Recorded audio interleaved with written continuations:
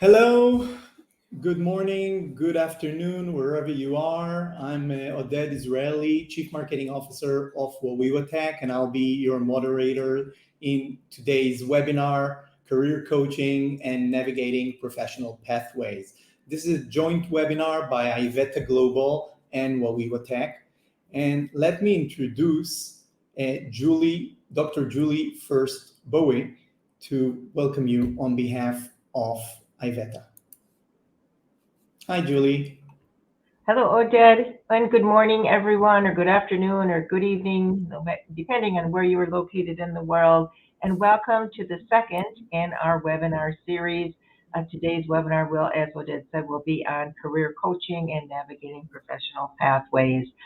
IVETA is very proud and pleased to be partnering with Wawiwa Tech in this series of webinars. The last one we thought was on artificial intelligence. We thought it was fantastic. We think this one will be fantastic as well. And if you like this one, we have one coming up on project-based learning in November and on upskilling or reskilling in December. And so if you're on our list, you'll get information about those upcoming webinars as well. And now I'll turn it back to Oded to introduce our panelists for today's webinar. Thank you. Great. Thank you, Julie. Now, we have a short disclaimer. First, I'll tell you about Wawiwa. So Wawiwa Tech is a global education provider. We're based in Israel, the startup nation, and we offer a wide range of reskilling and upskilling courses and programs for high-tech jobs that are in high demand. So, for example, we take people with no experience coming from any profession, and within a matter of months, we turn them into full-stack developers, front-end developers, data analysts, UX or UI designers, product managers, and many other job roles that are in high demand in the tech industry, as we should soon hear also from our panelists. Now, as I mentioned, Wawiwa Tech is an Israeli company. As you probably have heard on the news, we've suffered one of the greatest terror attack that we've ever seen this last Saturday, with over 1,000 civilians and soldiers dead and many thousands wounded, and over 3,000 rockets landing on every one of our cities. And we're still, we're keeping our routine. We're strong, we're resilient, we will prevail, but we're under war.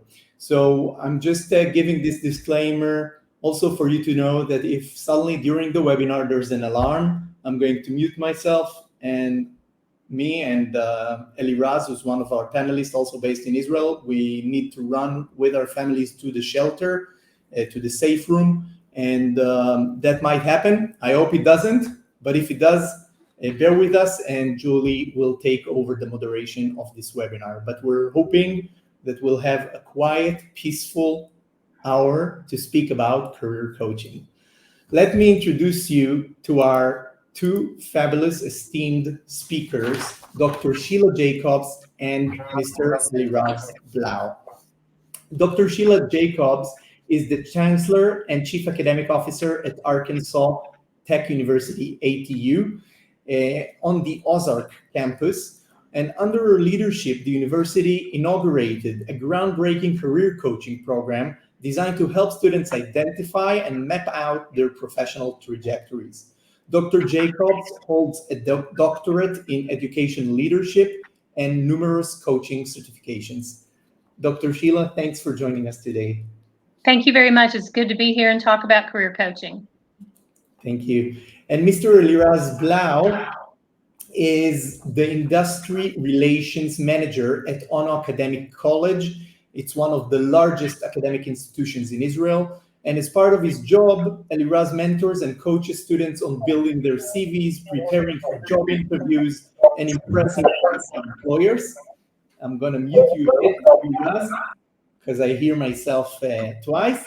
And coming from the industry, Eliraz has worked as a recruitment manager and as a sourcer at Intel Corporation, one of the largest NASDAQ-traded companies, or Fortune 500. And he's now working at an academic institution. So he embodies the bridge between academic pursuits and industry requirements and getting jobs in the industry, which is what we're all here about. And Eliraz holds a master's degree in organizational behavior. So, hi Eliraz, welcome. Thank you.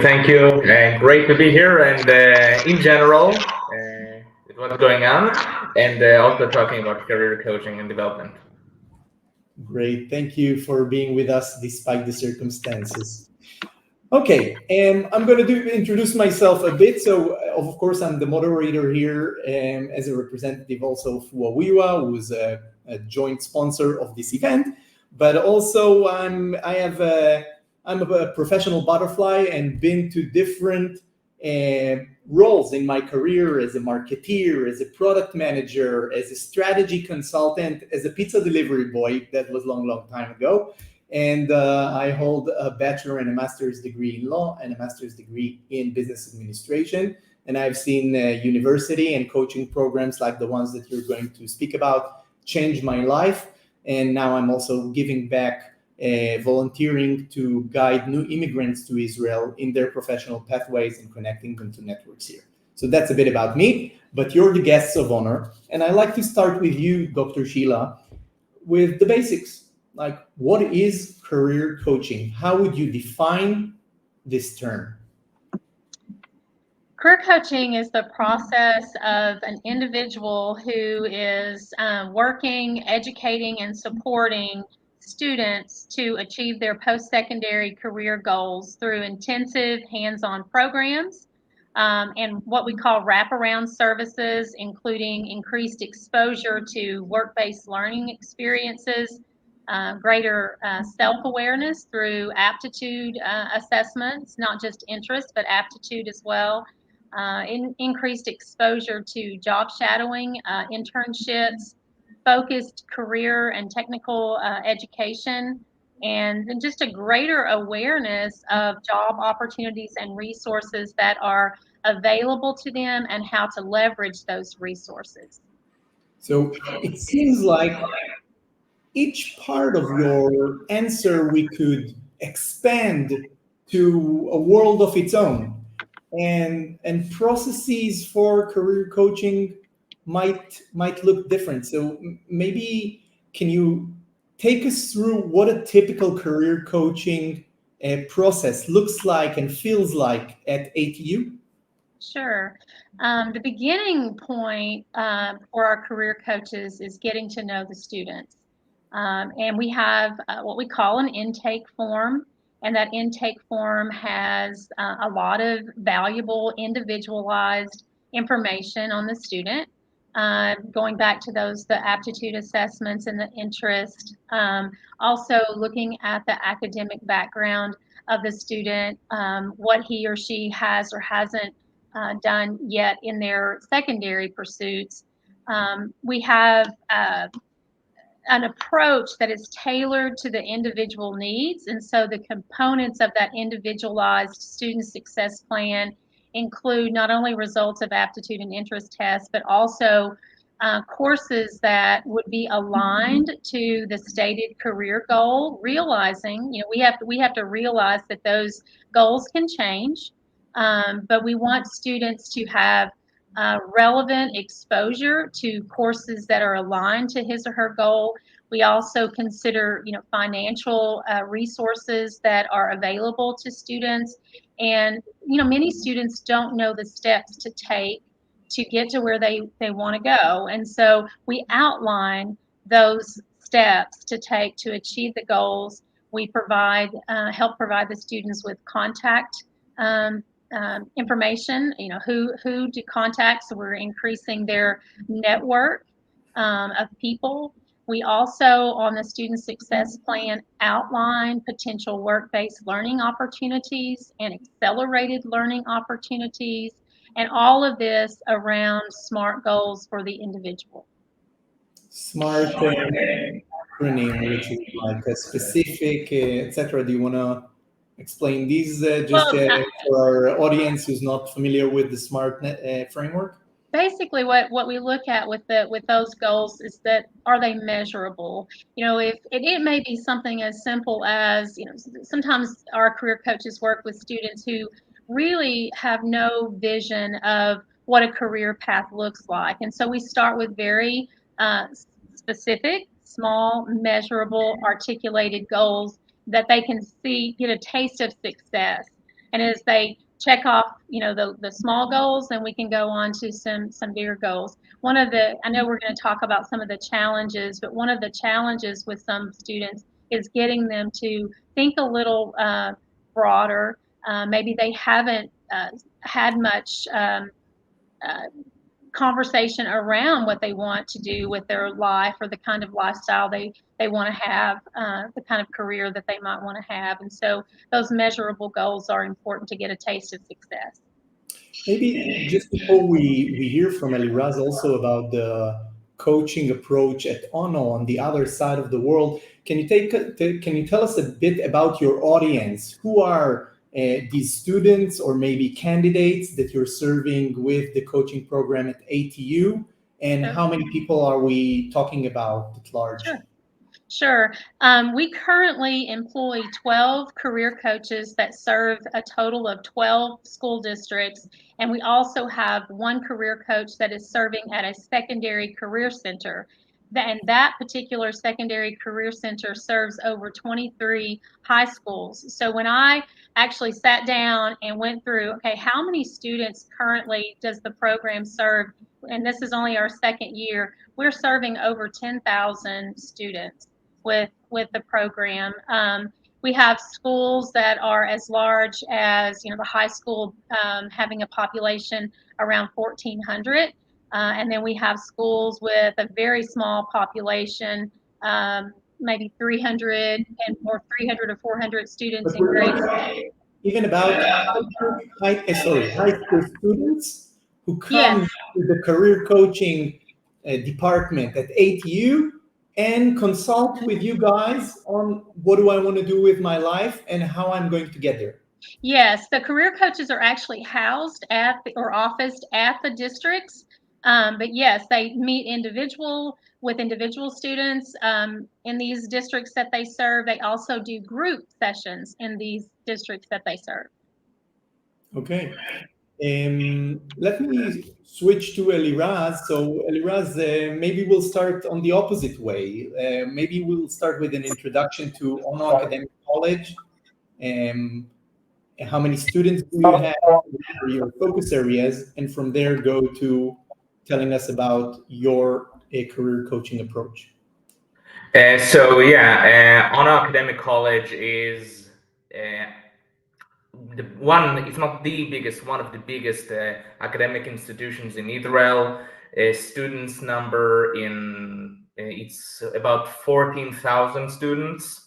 But what's unique about my current position within Ono is the fact that I cater to students who study for high-tech positions, meaning information system students, computer science students, and cybersecurity students.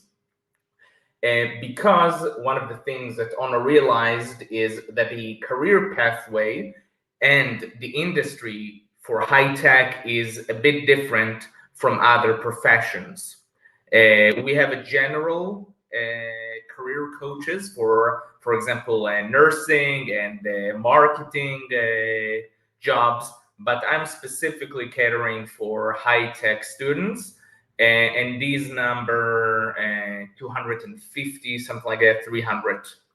And the, let's quote unquote, the services that I'm giving is actually, first of all, sitting down with the student, understanding what she or he wants to do. Sometimes they don't know. Sometimes they just heard that high tech is interesting, or they're good in math, or they want to get paid well. This is also a valid reason. And it all starts with us understanding what they're good at, what they're not good at, what they can do, the different roles that they can fill, and then starting to understand a little bit about the industry and the practicality of building a CV, building a LinkedIn page, a Glassdoor page, starting to search for roles applying, going through the entire screening process within companies that is becoming more and more complex and more time consuming, and till the last stage of compensation negotiations, which is also a little bit of a treacherous landscape, until they get their jobs. And sometimes, even after that, I start work with students usually on their second year, when it's time to really start gaining these experiences. I will say that within Israel, which is a little bit different from other countries, we don't have usually free interns. I know that in other countries it's a little bit more common. In Israel, when we say interns, we usually mean a student position, a paid student position that later on I will touch a little bit more on. So that's usually the time when they start. So when they finish school, they have the ultimate candidate graduate with a few years of experience. This little oxymoron that we see nowadays.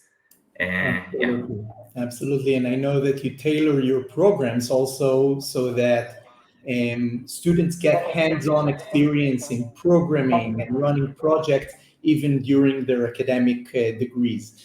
It's great. And so I think we have a very diverse approach here to career coaching, as Dr. Sheila and the ATU addresses career coaching from a very early stage of high school graduates figuring out where they want to go and what they even want to study, while Eliraz at Ono Academic College deals with students who have already opted in for a specific degree, namely a technical degree or a technology degree, and guiding them, okay, during those years, how do we get jobs during the degree and after the degree? So we have a very large time horizon.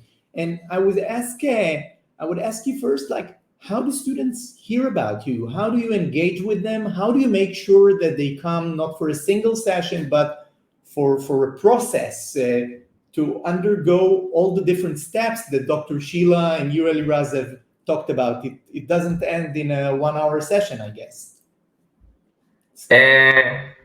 Is it okay, Pastor? Yeah. I'm in the big square. So I'll start off with how we really approach the students. So it's a systematic effort. It's first of all me going into the classrooms, introducing myself not once and not twice. Is the professors advocating for students to come to me. It's even the logistical staff making sure to send emails to the students, hey, take advantage of this resource.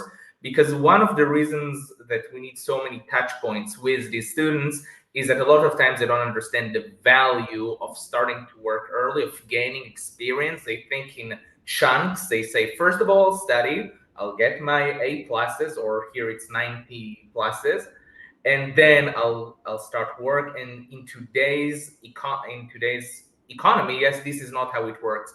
Right when you start, or at least in the second year, you need to start to gain experience. And the ways that I at least usually try to make sure that a student isn't a one-timer and then goes off is, first of all, really understanding what he or she needs and wants. Because a lot of times what happens is that when we try to take advantage of a supplier, we get one specific product, and then if we like it, that's it. If we don't like it, then we go to another supplier, if any. But here, when I make sure that the student has a tailor-made plan for him or her, that he knows that he's heard, it starts an interpersonal relationship that really sees him, and then they can see the value of it. And it means that sometimes it's not just talk during sessions. I have students calling in all hours of the day. Listen, an interviewer from this or that company called in. What do I do? What do I answer them? I'm always telling them that I'm sort of a hotline for them for anything career-wise. And so when this relationship starts, they see the value and they come for more and more sessions. Great. Thanks, Eliraz. And Dr. Sheila, obviously, with you, it's a more diverse and larger workforce. And how do the students in the high schools hear about you? Do students that are already in degrees use your services, and how do they get to your career coaching services? Much of what Ellie Ross said, we do the very same thing. Our coaches go into classrooms and they do group sessions, and they will then introduce what they can do in individual sessions, and then students will sign up, and we have a very large percentage of our student bodies that actually do sign up. One thing that we do that maybe on Ellie Ross's, in his case, maybe not so much, but we reach out also to parents, because we are serving as low as seventh grade all the way through 12th grade. So we have parent newsletters. We get a lot of great parent feedback. There's a lot of support for our program because of parent involvement. We also, another approach that we use to get students involved is we have sponsored activities such as resume building activities, understanding your aptitude, like do large workshops that are interactive. And then at the end of those workshops, we do another invite for the one-on-one session. We also have members of our industry community come into the schools and do panel sessions and promote the career coaching program in that manner. It's definitely a network of collaboration among the different stakeholders. Amazing. First of all, everybody smile. Julie wants to take a picture. And so both of you are doing a lot of marketing within your institutions and your target schools where applicable in order to bring people in. And there seems to be at least three major constituents that can demand or request the career coaching process. Obviously, the student or the prospective student, the academic institution, and maybe in your case, Dr. Sheila, also the parents. So I'm wondering, like, whose role is it to seek career coaching? Is it the individuals? Is it the institution's responsibility? Maybe we'll start with you, Eliraz. Yes. Well, the real reason, the real most important stakeholder, I think, is the student themselves. Because if they don't want it, nothing will be done. At the end of the day, they're the one who need to be sending CVs. They're the one who need to go to the interviews and to show passion. And it's a self process. So I really think it's first of all the student. I will say that to offer that, of course, there is a great motivation for the institution in order to make sure that their students are getting jobs at the end of the day. And for me, as a career coach, I want to help as many students as possible. But I can really see the difference between a student that makes an effort and wants this kind of service, and a student who doesn't, who just want to check a list, and it usually shows in the success of each student. But isn't it like counterintuitive? Like the people who are more proactive, that reach out to you and do all of the homework or assignments or tasks that you assign to them, are also the ones that are likely to find a job and to excel in the job, because those are like the A types. But the question is, what is the institution's role in taking maybe the ones who are more shy, who are more introvert, who are slower at picking up at what the university has to offer? I'm sorry for dropping it on you, but No. That's a great question, and I have two answers for that. First of all, you may not believe it by seeing me, but I have been on a diet for 34 years. Well, maybe not 34 years. Sometimes you want to do something, sometimes you try to do something, but you don't know exactly how, and you need that one person to really, little by little, motivate you. So at the end of the day, the student needs to show some sort of initiative. I'm not saying the entire initiative. I'm not saying being, like the perfect one, but at least the one who comes in and say, hey, help me out here. So, and it's my goal to make sure that I make sure that his motivation is refilled every time. That's again one of my roles. It's a little bit like a therapist here, to make sure that yes, you've sent 100 CVs and you got 2 replies. All right, how do we make sure that we send another 100 CVs? So so that's the first answer, and the second answer is I think that yes, there is a responsibility for the entire institution to make sure that at the end of the day they utilize everything that the students get everything that they can from the institution, a little bit like a customer success person that makes sure that they know how to utilize me in this case. Absolutely. Dr. Sheila, would you like to add anything about whose responsibility it is and how to take care of the weaker students in this process? Sure, I think it's very important because especially in our case, we serve a lot of students that are that would be, if they do go on to further their education, they would be first generation college students.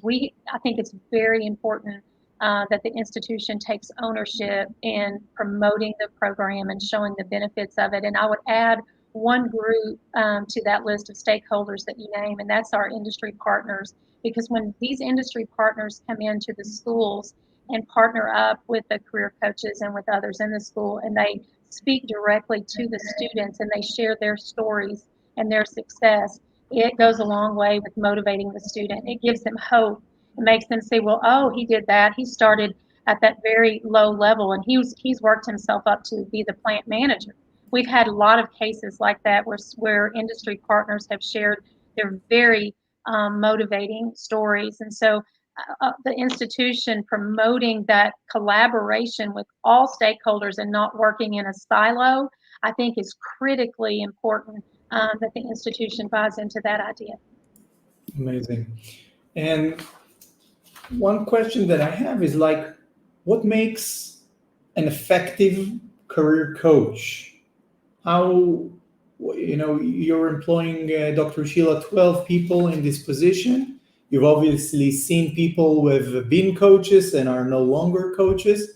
What makes a great career coach, in your opinion?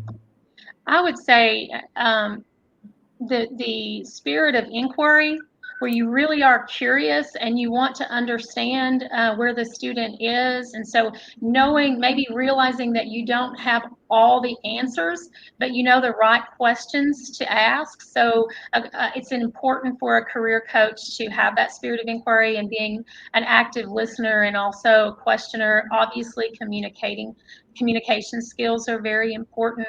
And I would add empathy. I know empathy is very hard to measure, but you certainly know it when you see it. And I think a career coach must have a great deal of empathy. I would add networking skills, the ability to sit at the table with various audiences and pull those audiences together.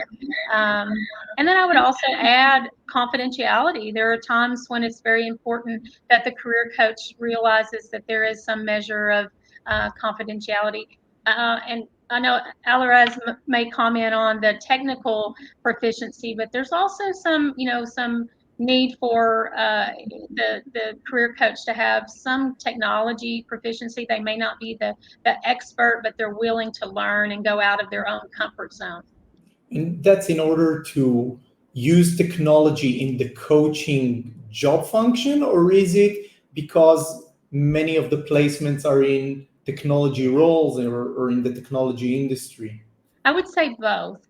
Sometimes the career coach, depending on their background, they may have, limited, even in the understanding the language of some of the technical areas. So being willing to learn, for example, robotics, automation, understanding the basic fundamentals, terminology, not necessarily being able to, quote, do the work, but understand the language of the work is very important.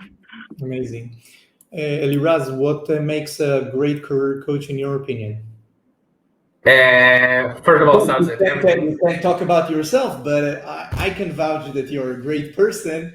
But tell me, what are you aspiring to maybe as a career coach? And also, you are a career coach, and you've also seen a lot of career coaches, I think, from the industry side when you worked at Intel and other corporations. Yes. First of all, of course, everything that Dr. Sheila said, I vouch for. But secondly, I would add humility here, because sometimes we think with all our years of experience, we know best, but sometimes it's good to remember that we have a client here and he or she are the main issue. Sometimes we don't know best, and objectively, we might be steering them a little bit wrong, and we need to listen. And secondly, we were not the one who's going to do that specific role. So we need to make sure that they're the one who are fully invested and want and tell us what they want in order to us for us to steer them right. And secondly, I will, and on the other hand, did something that connects to what Dr. Sheila said, really understanding the industries that we coach for and the terminology and different professions, because we do want to make sure that we're seen as at least quote unquote semi-authorities, because we do want, on the one hand, we do want to make sure that they know that we listen to them and that we hear from them, but also that they can be secure in our advice. And so when we're, for example, talking about front-end developers, logic designers, hardware developers, or whatever, that they can feel secure that we know what we're talking about, not just that they know the values that they're bringing, but also that they can be 100% within the process itself. And by the way, this is something that I took from my years at Intel. Candidates don't like to talk to people who don't know what they do when they offer them roles. So that's also true, holds true for students. And Dr. Sheila, what is the role of diversity in the selection or the matching of coaches and students? Obviously, I would find it much easier to coach someone who is in Israel. And when I talk to new immigrants to Israel, for example, I see that cultural diversities play a very meaningful role in job search and in understanding the professional landscape and the academic landscape as well. So how do you deal with diversity, gender diversity, cultural diversity in ATU and in your districts? I think one of the things we've given consideration to in our selection of career coaches is having a good balance of the males and females. Although I would say that right now we're heavily weighted with female career coaches, but I think it's important to have career coaches that students feel comfortable talking with. And there are times when a young man may want to talk to a young man or someone that has a similar background. We've been very fortunate in the selection of our career coaches because they all do. There is some diversity of background, but most of the 12, I guess all of the 12 that we have, they're from this. Not necessarily this general area, but all of them are from the region, from at least the region, so they are very familiar with the various communities and how the industry operates in the communities. So that's something that we have given consideration to as well. Great. And we have a question from the audience from Juan Oscar. Is asking, like, what are the top 5 steps we should follow in order to do coaching? So maybe I will phrase it a bit different, but if someone at a university or at a training center says, okay, career coaching is important and I want to do it, I don't necessarily have any formal certification in that, but what do I have to do in order to become a career coach in my academic institution? Is there any kind of recipe that you can think of from the top of your head? I don't know about a recipe. We did have a pretty intensive career facilitating training program that our state actually offers through career technical education. And I would say some sort of training would be necessary, not necessarily a certification, but some kind of training in coaching, I think would be essential. I would also say as maybe a very important part of that recipe is self-awareness, the coach having self-awareness and really looking at, what skills you as an individual bring to the table. So that self-knowledge is very important because you're helping others develop his or her self-knowledge, right? So I think it's important to know your own. And then I would add that having a very good, once you get the process started, having a very good intake form where you are gathering initially some very important information on the student. We had a quality intake form that was provided to us during our training, and then we adapted it as we needed in the districts that our career coaches serve. I don't know that if there is a really easy recipe, I need to see it as well. Of course. Eliraz, what do you think?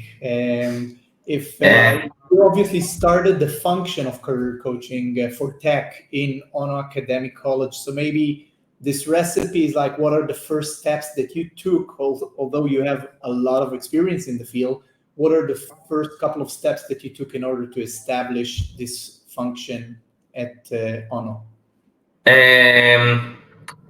Well, the first step was really to understand the public that I'm serving is having a lot of long, in-depth conversations with the students, and understanding their needs, understanding their status, and see what they're lacking. So I think that's the first thing in every profession, but especially in career coaching, is really understanding what they want and what they lack. That sometimes these are two different things. Sometimes they want X and it's not feasible, and sometimes what would be good for them is not what they want. So it really is something that you need to understand. Secondly, really trying to understand what value you can bring them. Sometimes you cannot bring them all that they want and that they wish for. And here you need to sometimes involve other stakeholders. You talked about Dr. Sheila about diversity. Sometimes I don't have the same background that they come from, and sometimes it's me connecting them with someone that I know that can fill that gap. And it correlates with this humility that I've spoken of earlier. That no, I cannot help you, but here is how you can be helped, which is the major thing. I will say that then is really learning as you go, see what works more, what works less, and also being flexible. So I think these are the major processes, because different communities need different things, and that way you can build a very good career coaching tactics and practices. I would add something that is obviously, and maybe it goes without being said, but I've got to say it. You also have to consider sustainability, and so you have to look at your funding sources and your people resources. Our program is funded partially through grants from career technical education. So that sustainability piece is very, very important as well. Great.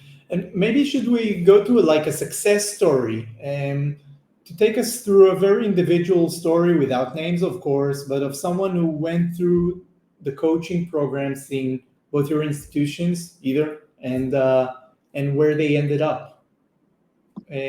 Dr. Sheila, would you like to start? Sure. The first person that came to my mind, and I will say his first name because people won't know it. His name is Jimmy. A high school student, came from a difficult background, didn't really have a clue, what he was interested in. And the career coach at this particular district took them on a tour of a very successful business, manufacturing business in the community. And while he was there, he was awestruck by what he saw, and thought, he told the coach later, I really think I could do some of that. And so they actually they prepped him and set him up an interview with the HR manager, who's become a very good partner in this venture. He had an interview. He got hired as a paid intern, and then we had him come speak. We had an industry and educator program, and he came and spoke about his experience working there as a paid intern, and shared what his future goals were for more upskilling and development. And it was really very quite moving, because he told about when he got his first paycheck. He was just so happy to get money for doing this work that he never had that experience before. So that's probably the one there's a lot of success stories, but that one stands out in my mind. Yeah, it's touching. Eliraz, would you like to share someone's experience from Ono?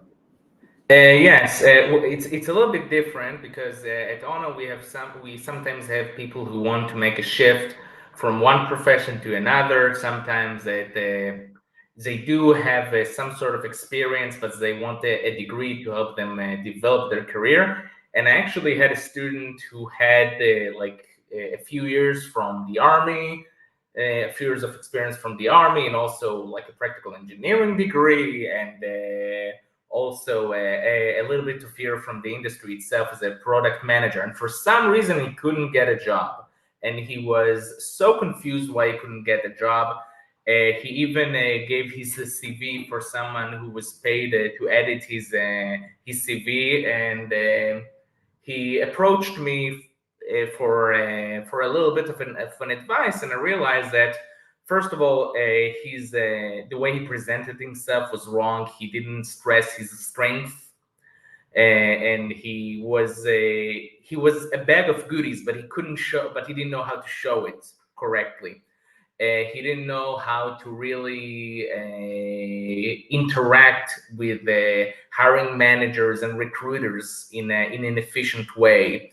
He didn't understand also how the economy changes. 2 years ago, a lot of professions were all the rage, and today we're a little bit experiencing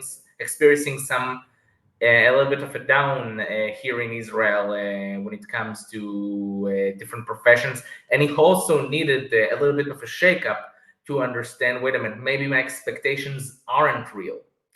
But we went through a lot of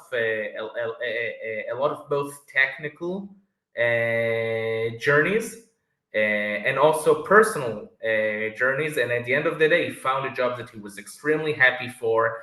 And I will say that even personally, he was a little bit of a changed man. So it really shows that career consulting is not just about finding a job, but finding a path. So this is something that always comes to mind. Amazing. And we've talked about successes, but we've seen that different people have different challenges, either coming from difficult backgrounds or having everything it takes on the CV, but being hindered by their communication or personal traits. What are some of the common challenges that you see across students or across coaches in career coaching? What are the common problems that you deal with in your day-to-day, Dr. Sheila? I would say one common problem that we deal with is just finding the time, that valuable resource that we never have enough of, and that's time, because students have so many things in the course of a day. And so making it, a priority. And if the students can't come to the coach has to figure out a way to go to the student. I would also say a challenge, it's not been a huge challenge for us, but I would say that a challenge is getting buy-in from all the people at the school, because you need partners. The career coach can't do this alone. So for example, the career coach has to work with the principal. The career coach has to work with the institution that's sponsored, with ATU.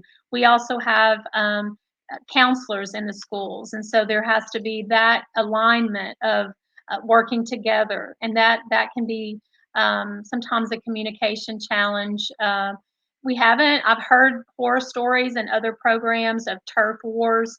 We haven't had that in our program, but I've heard that there's been some of that, where that's my role, not yours, that kind of thing. So those are a couple of challenges. I think that working together and finding that common ground and having that buy-in together.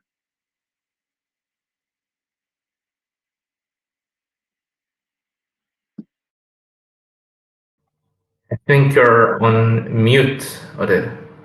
I am. Sorry, Elias. What are some of the common challenges that you see in career coaching in Ono? Well, first of all, I will say, specifically because we're talking about a college that its tech degrees are pretty new. A lot of places aren't familiar with the college in that context. So this is a challenge that sometimes it's solved by really making sure that the students know and work extra hard to get that job, and also is connecting with industry. That's why my title is industry relations manager, bringing in recruiters and managers from different companies to meet face to face with the students. But also another thing that is a little bit challenging, at least during this period, is the fact that there aren't a lot of open positions. And in low times, you really need to deep down in your profession to understand what value do you bring. And I think that this challenge is made by really understanding that career coaching and career development is a larger process that a person does with himself or herself to understand what they want to do, what they can do, and how they can achieve that. And sometimes these understandings that yes, you need to do some unpaid intern work, you need to do some personal projects. Sometimes you need to learn extracurricular courses or start networking on different events. And this is maybe for now at least one of the major challenges here, to make sure that you don't miss out on opportunities that you would have missed out on if you were to look at the world as all or nothing. All right, either I have a job or I don't have a job. No, there is a whole spectrum in between of stuff that you can do in order to, when an opportunity presents itself, you can take advantage of it. Amazing. And you've touched, Eliraz, on the fact that the market situation and trends are changing. Some jobs are in demand and others are not. The market may be very high or low on recruiting. And in the conversations that we had before this webinar, I've understand that Dr. Sheila and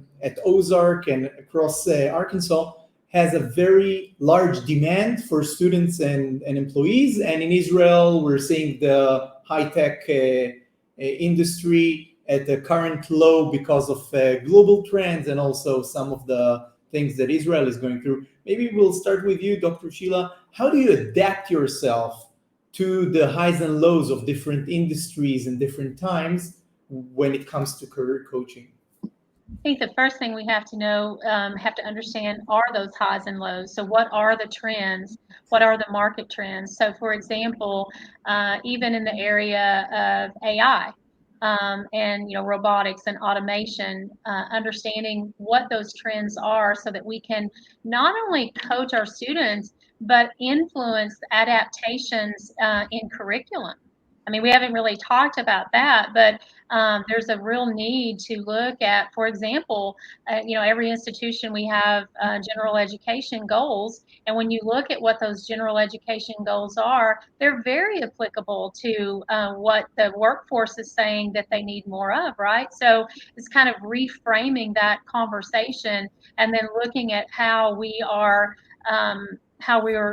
presenting those things in our curriculum and how we are assessing, so that we have that we have adaptability to how does this look. For example, I'll give you just a good example. Everybody says that we should be teaching critical thinking skills, right? I mean, that's kind of like, yeah, that's a yes, we want to teach critical thinking. Well, what does critical thinking look like in these high-tech fields? Programming logic, what does it look like?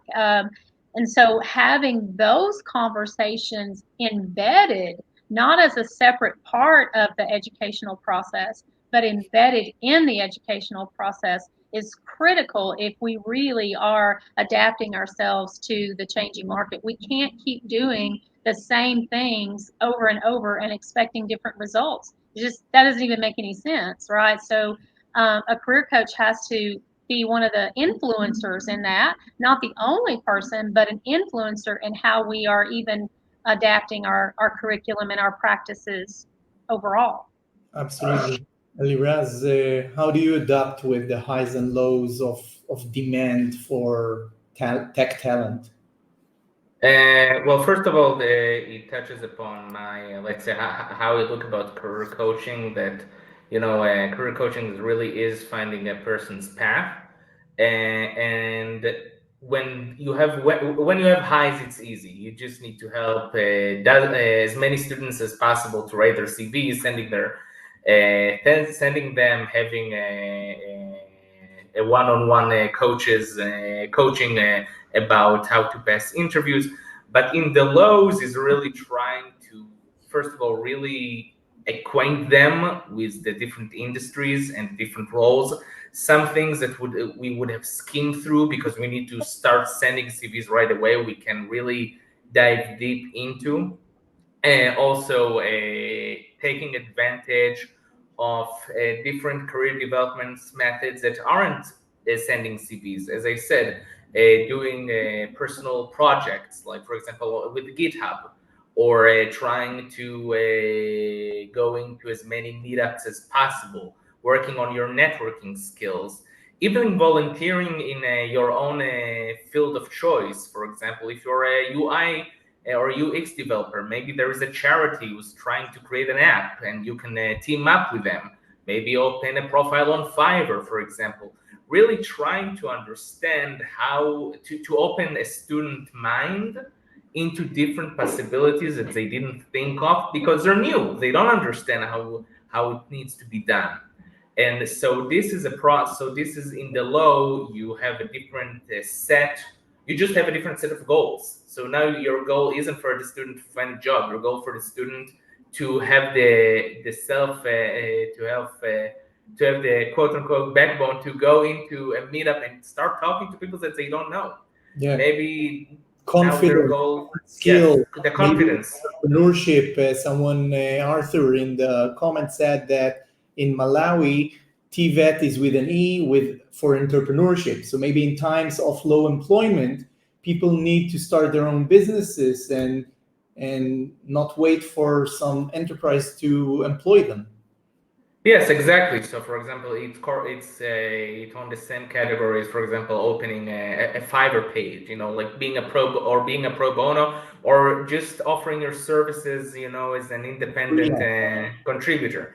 So, absolutely, it's just setting up different goals that are a little bit not 100% what the person wants, but will help them in time get what they want. Great.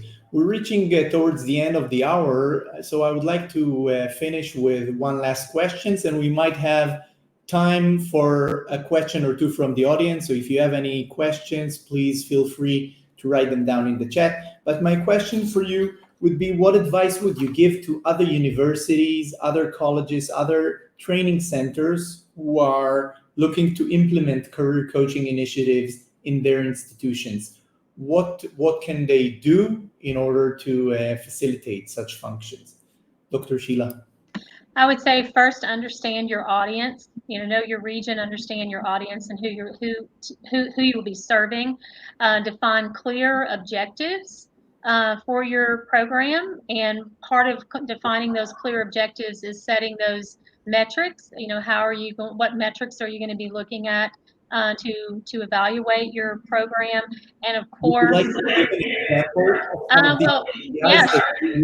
Sure. For us, one metric is that if you have a population of, I'm just going to say 380 seniors, that the career coach has a knowledge of the post-secondary placement for as many of those students. You set the goal. So if you say we want to know at least 80% or whatever that metric is, that post-secondary placement, whether it's straight into the workforce, whether it's further training, it's college, it's military, whatever it is, they're doing what they said their goal was. So that's a metric.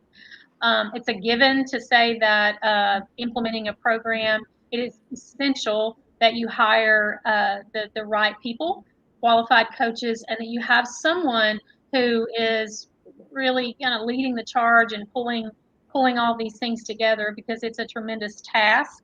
And then I would say, look at your range of services that you're going to offer, what's outside your scope, what's inside your scope, know what those things are. And then the last thing I'll say is probably not the very last thing I should say, but I will say establishing partnerships. You have to have strong partnerships to make the career coaching program successful and sustainable. Amazing. Thank you. Eliraz, what would be your recommendation for other universities and colleges? I will say, question there. Is it worth it? Meaning, should every university and college have a career coaching function if they don't already?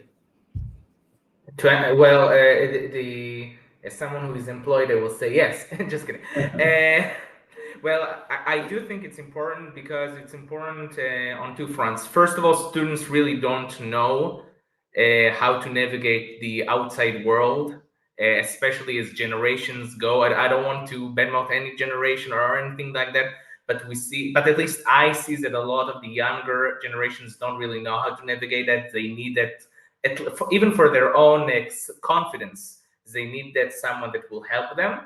And I also think it's important because academia is wonderful. I love academia. I love working in academia, but it is a different world than the industry outside, both in the skill set and how the organizations are built and what's demanded of the people who are doing that. Needing to submit a few papers is not the same as a student. It's not the same as needing to deliver results in a company. And so it's super important to have that one of the few last bricks in a person's, let's say, experience and scope.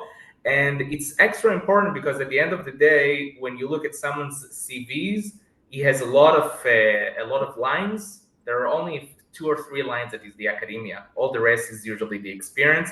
And this is and career coaching is the bridge between those two parts. Thank you. Amazing. I would like to thank all of you, Dr. Sheila Jacobs from Arkansas Technical University and Eliraz Blau from Ono Academic College for your great insights and contribution to this webinar. It's been fantastic to have you online today. And I encourage all of you to sign up for our future webinars on the IVETA Global website and the Wawiwa Tech website. And thank you very much, everybody, for participating. And we hope for peace and rest everywhere in the world. I hope everything will become more normal again next month already. Hey, thank you so much, and talk soon. Thank you.